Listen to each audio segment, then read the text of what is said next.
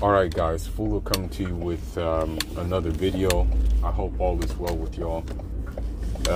This is going to be more of a political, social video. Now, this video may offend a lot of people, and also this video may, have me lose subscribers, but I just find it necessary to make this video, okay? I don't identify myself as a Pan-Africanist. I never used that word to describe myself. I never said, oh, I'm Pan-African. I never did that. I never actually said that word. Now, also, on top of that,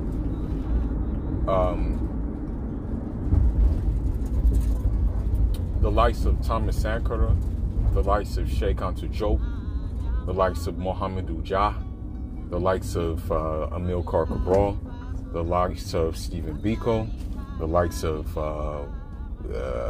who else? Maurice Bishop, the likes of Samora Machel. They never use these words either. And the reason why they never use these words, the reason why they never use the word Pan-Africanism is because while their first concern was Africa first, more so their country, getting their countries out of political backwardness and colonial backwardness, they were also concerned with different conflicts as a whole. They were, like Thomas Sankara was concerned with Western Sahara's right to autonomy from Morocco.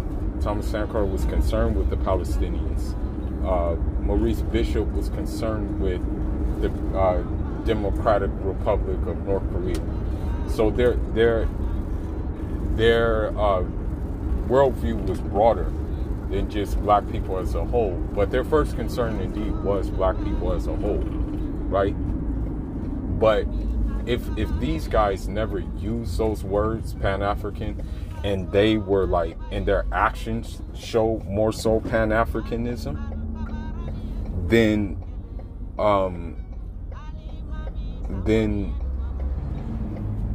I'm gonna say that,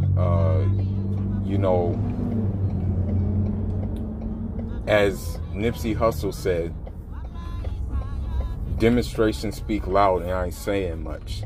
They actually put the foot to the floor and did things. You know what I mean? They didn't just say, oh, I'm this, oh, I'm that, and that just comes from all these titles in general, not just the Pan-African title. Like one goofball said he's a comedic prophet, like I'm like, okay, like I don't know what that means, but okay, you know what I mean?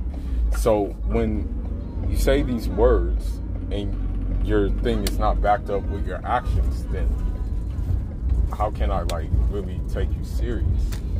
So that's why I never really did the Pan-African card. I never really had a need to play the Pan-African card. I wanted my actions to speak louder than just saying it.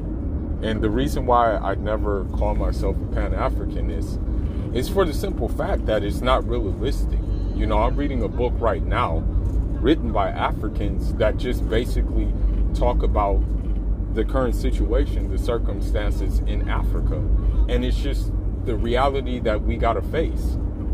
In order for a Pan-African thing to work, your state first has to be in order. Your state first has to be democratically stable. You know what I mean? Your state has to be like that. That has to be your state. You know what I mean? Another thing too is you have to have leadership in which actually cares, not only that actually cares about their people first and foremost. Not leadership that just wants to enrich themselves and just be subservient to the world economy, without developing a system of self-sufficiency in their own state.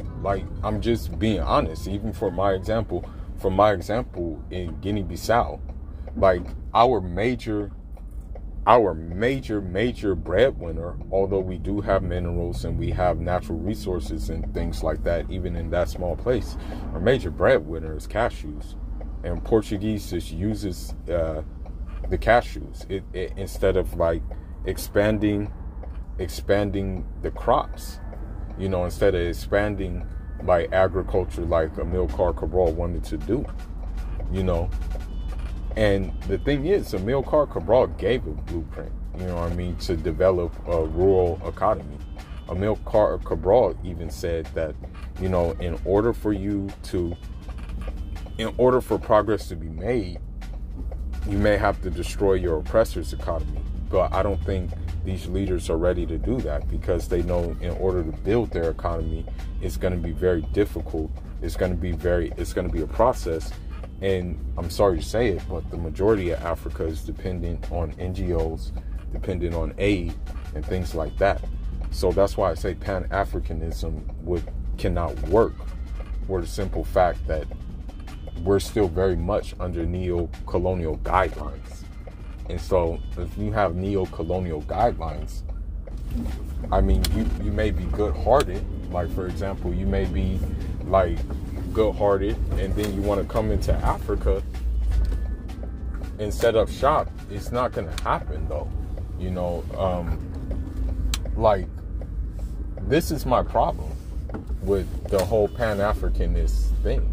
A lot of people, like a lot of Africans, you know, be it from the continent, a lot of African descended people, be it from the Caribbean, be it from wherever, Latin America, be it from the United States of America, they like to romanticize Africa. And the reality is, Africa ain't Wakanda. You know, we've been through so many things and are still going through so many things. So, for example, you have like a lot of these people like to romanticize Africa. They like to talk about,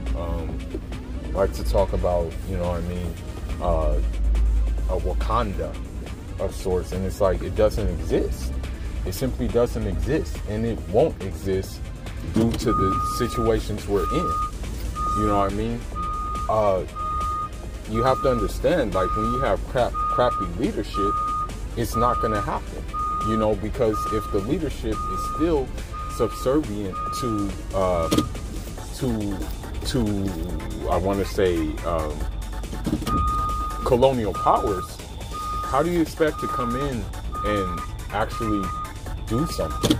How do you expect to come in and actually make a change when it's just really not possible?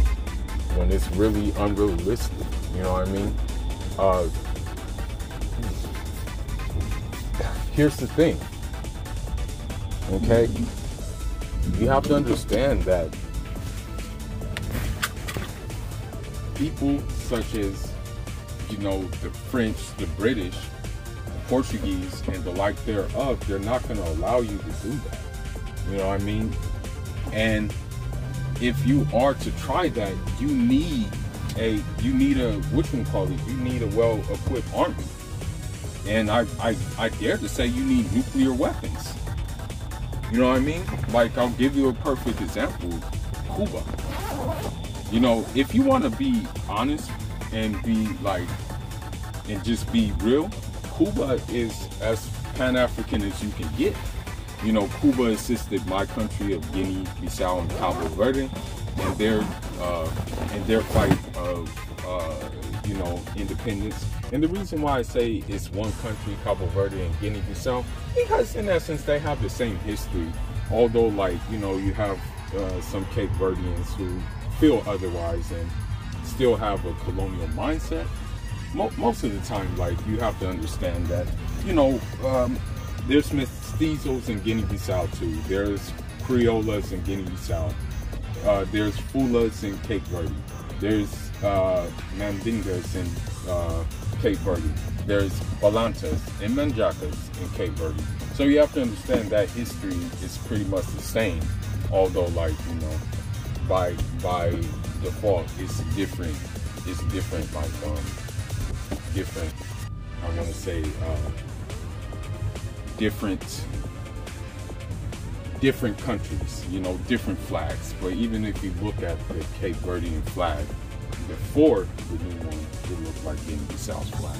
So I say this all to say that, you know, the one thing is that you can't expect Pan-Africanism to work when, as a matter of fact, sometimes our countries are coming out of conflicts. Countries that got independence, like 9 times out of 10, they were spurned into civil war. You look at Nigeria, they had a civil war. You look at my country, Guinea-Bissau, we had a civil war. You look at Algeria, they had a civil war. You look at, I think Rwanda, they had a civil war. You look at the Congo, they had a civil war. So that's why I'm saying it doesn't work. You know what I mean? It really doesn't work. It was not allowed to be, it was not allowed to work, okay?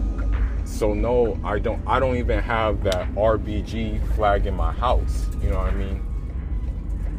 Now, granted, I will agree that the countries are artificial borders. They were drawn on.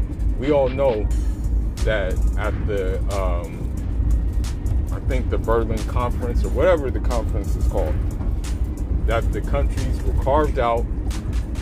It was considered, okay, this is French territory, this is British territory, this is Belgian territory, this is Portuguese territory, this is German territory.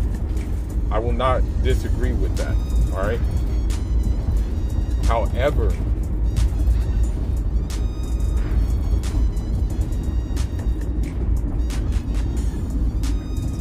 can it really be done? Can that really be done where you just decide, okay, well, I'm gonna separate. I'm gonna no longer be called, for example, Guinea-Conakry or Guinea-Bissau. Can it be that Senegambia, which includes Senegal, Guinea, Conakry, Guinea-Bissau, and to a certain extent, Cabo Verde as well, could it be that they consolidate themselves and become one? It can't be like that.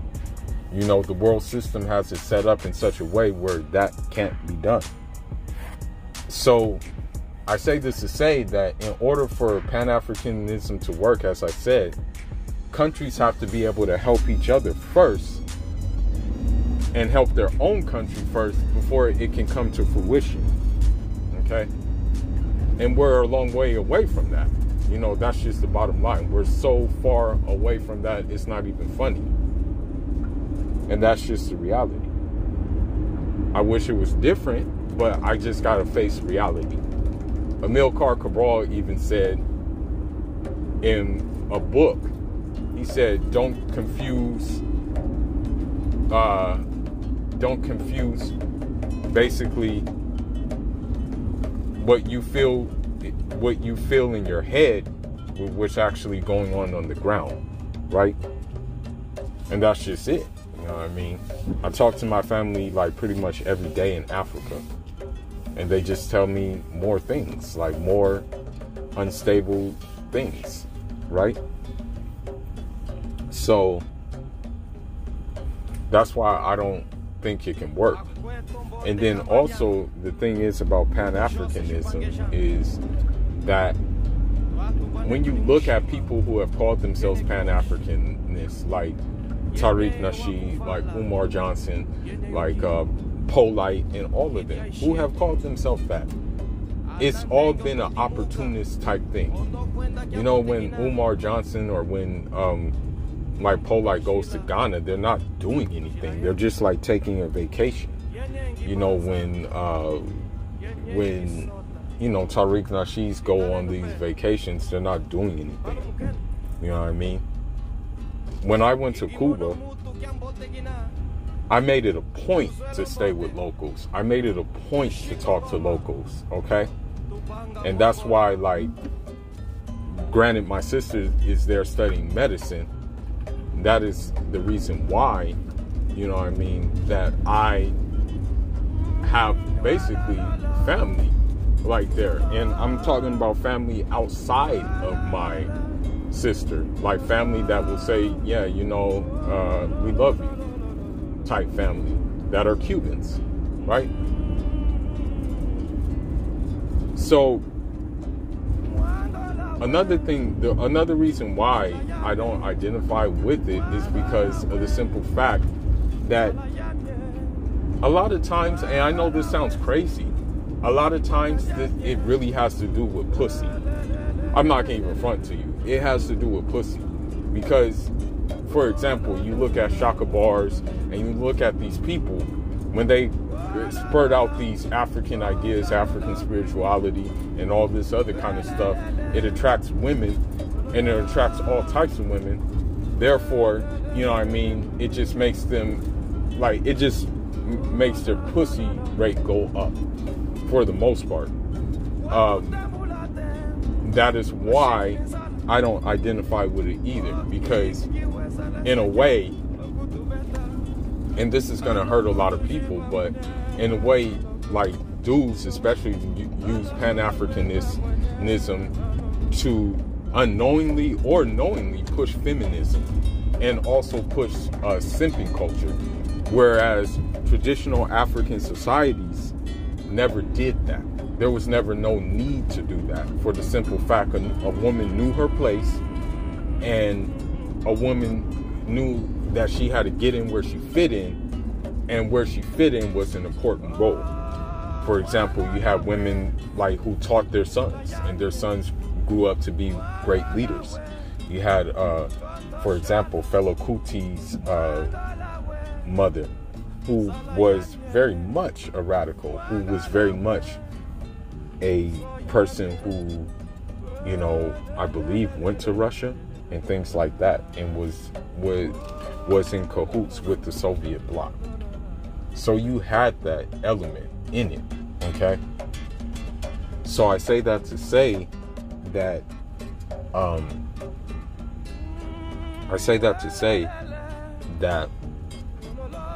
you shouldn't,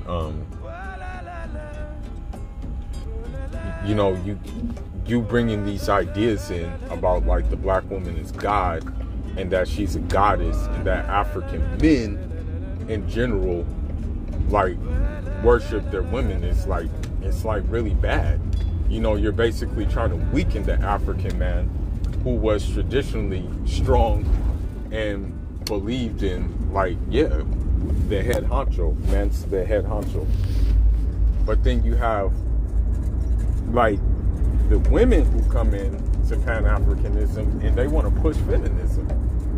You know what I mean? And don't get it twisted. I've sat in these Pan-African groups and stuff like that, and because I was invited to, and I just saw what the agenda was, and I'm like, yeah, I'm good, bro. I said, I'm cool. You know what I mean? So that's why I never really identified with Pan-Africanism. You know what I mean? And it's just, it is what it is. That's just my viewpoint. I'm going to use the words that Amilcar Cabral said, but I'm going to, like, change the words up. Cabral said that he was, that him and the group, the PAIGC, he said they were African nationalists. He never said we were Pan-Africanists. He said they were African nationalists. So that's my view. That I'm a rogue, radical, simple African internationalist, because of the simple fact I have solidarity with the people of Cuba. I have solidarity with different worldwide struggles of self-determination. You know what I mean? That may not be on the continent of Africa. You know what I mean? So this is why I identify with that term. And, you know, a lot of times what Pan-Africanists will say is that, oh, they'll say I'm a coon and that I'm trying to divide people. But the thing is, I do believe in unity. I do believe that there should be some cohesion between black people all over the world, but I'm realistic as well. And if you're not united in one place, in your own country, what makes you think you're going to be united in all over the world? You know what I mean? It starts at home first. That's just the bottom line. Now, another thing too is that I look at it as like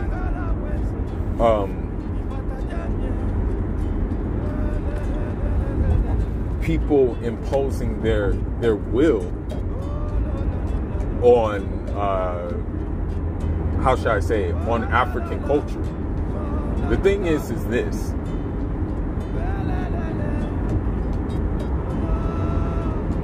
The movement in which my dad fought for, the PAIGC, you had Catholics, you had Muslims, and you had animists.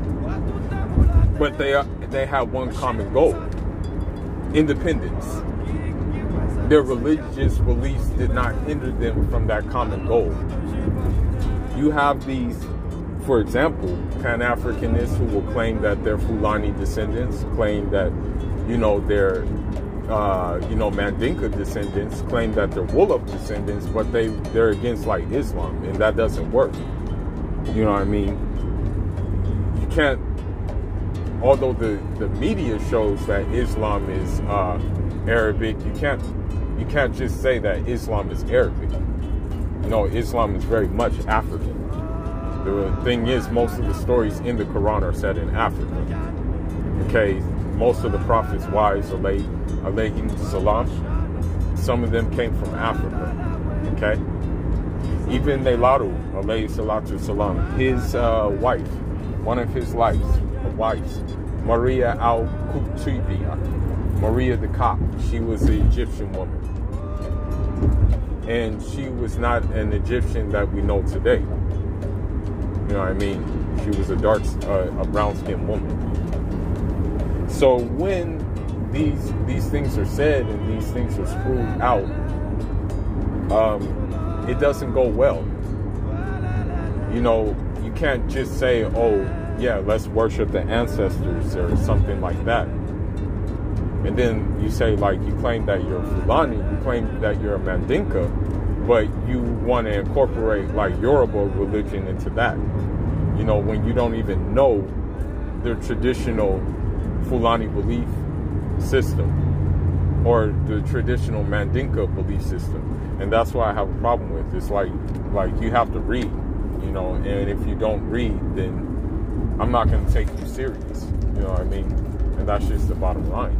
That's the way I look at it. Because the thing is, I can tell you from being a Fula, the belief system. And that before Islam we believed in Jino. And Jino was the supreme deity. He created everything. But then what happened is from a drop of water, came the cow. And if you know the significance of the cow in Fulani culture, then you know what I mean? I don't need to go into it, and I'm not going to go into it. But that's beside the point. So I say this to say that, their idea of Pan-Africanism is really this kind of utopia idea that doesn't exist. It's just the reality. It doesn't exist in Africa. And you have to look at it from the world overall. Okay, we can't you have to look at countries like, for example, Haiti. You have to look at countries like Jamaica. Like, who owns the majority of wealth in these countries? They're usually non-black people. Okay?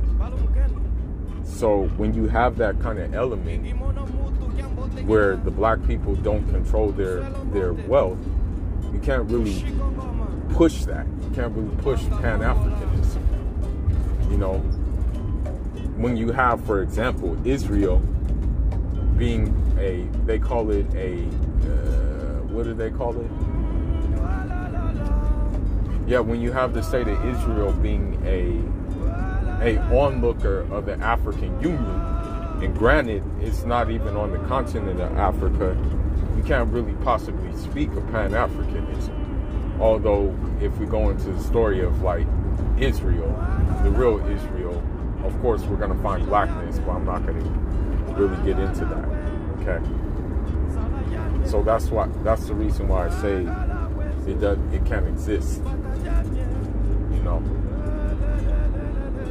And yeah, I might receive backlash from it, but I'm just giving it to you from a perspective that I'm reading a book that breaks it all down. You know what I mean? If for example, if you don't have roads in Africa, if you don't have people getting regular food in Africa, if you don't have people living under sanitary conditions in Africa, if you don't have people who have irrigation in Africa, then what makes you think that, you know, you're going to have people in Africa be willing to be like, okay, well, no problem, I'll help you out over here. You know what I mean?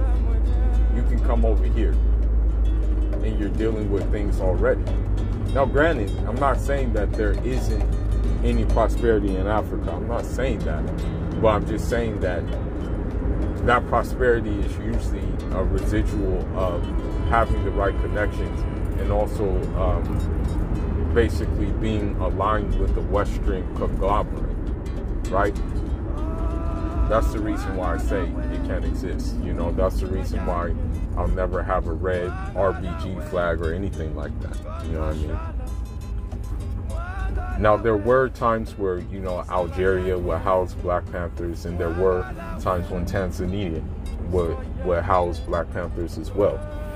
You know what I mean? There were times like that, and I don't like discount those times. But I'm just saying that it's not realistic to do, you know. And I'm going to add one more thing. Because of the mindset of, like, for the most part, the Western, and I'm not putting the blame on the Western woman. This is just from what I see. Because of the mindset of the Western woman, most of the Western women, and I've been in circles like this, come in with the feminism, come in with, like, women make the world go round, come in with that. So if you have Western women who are like that, and you know that in society that African men are the ones who are leading, who are supposed to lead the charge, then, you know, you're gonna obviously be at odds, right? So I just wanted to say that and give my opinion. I know it's gonna be an unpopular opinion, but yeah, it's just, yeah, Pan-Africanism can exist, you know. You know what I mean? Black Panther, I think, was more of an example of like inter-tribal things like that existing, and then at the end, those resources being used for you know, the greater good in the Black community. Now, I'm going to end on one note, okay? I'm going to end on one note, and people aren't going to like to hear this. But while I am not like a Gaddafi, like a really Gaddafi fan, I'm not going to discount what he did to help African states and Black people in general. You know, people, and that's another thing about Pan-Africanism that I can't really gel with. It's the simple fact that, you know, while I do recognize other races, like racism, while I do recognize other races doing like these horrendous things, I understand that I can't just like be like,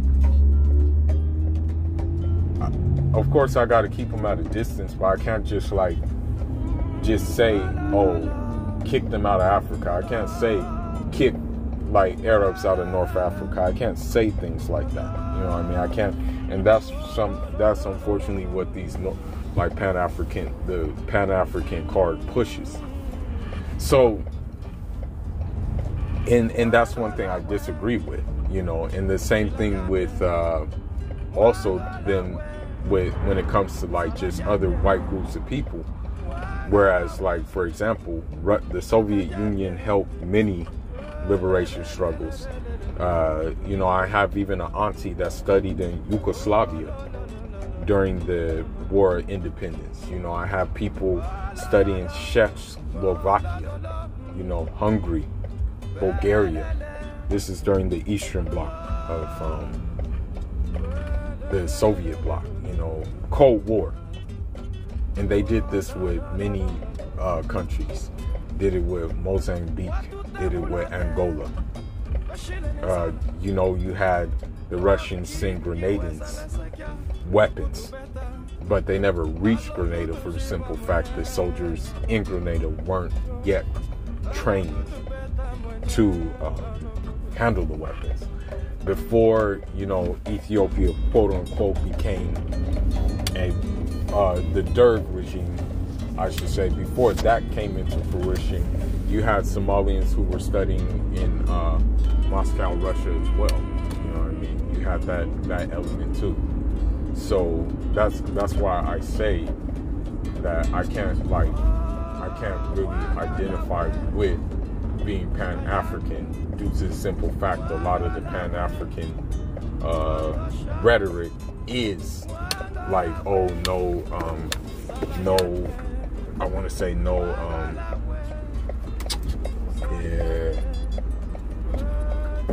no Arabs, no white, and things like that, when reality is some of these Arab states are way more developed than they are, than basically our own African state. You know, I'm just going to be honest. Gaddafi should have never disarmed and let the United States like dictate him having weapons, because of the simple fact that, you know, those weapons that he had would have kept the United States from invading him, you know. But because he decided not to like pursue and keep like different types of weapons, that's how the United States and NATO and Saudi Arabia were able to come in. I'll give you another example, the Cuba missile crisis. You know, Fidel wasn't effing around. He got missiles because, you know, the United States were demonstrating, were actually they were actually acting out, you know, bombing Cuba on different islands. So he said, okay, you guys want to play around? I'll play chicken with you. And he got nuclear weapons. So on a final note, I say this because of the simple fact that Gaddafi, you know, quite as kept, he actually gave even gangsters in Chicago called the El Rukins weapons and money. You know, and mind you, these are black gangsters, right? In Chicago. He actually financed El Rukins, you know, because they had a lot of them, you know, became involved in Moorish science and became, you know, became Muslim, right? I met many El Rukins out in California before, you know what I mean? And they told me the same thing, that, you know, Gaddafi helped them. But if you talk to a Pan-African, they're going to say, well, he's just another Arab, this, that, and the other. And they're not going to look at it from a strategic point of view. They look at things from an emotional point of view and not logical points of view. And so this is why I don't subscribe to that. You know what I mean? And unfortunately, a lot of them don't read either, you know. And that's why I say, that's why you'll see Polite, you know, talk about black unity. You'll see Shaka Bars talk about black unity. But as a matter of fact, they just use people. But anyhow, man, that's all I wanted to talk about. This was on my mind since I was reading this book this morning. And it just like really broke down what kind of situations we find ourselves in, you know, as Africans. You know, it really just breaks it down. And so it's just a dose of reality. And I know people are going to disagree with it, but this is just what it is. And this is just where we're at. But anyhow, man, I got to get going. I'll probably be back on with another commentary soon. And yeah, just stay tuned. Interviews coming as well. Fuller signing out. Njarama. Like and subscribe. And It's always by choice, never by force. So like and subscribe. Hula signing out. Njaro.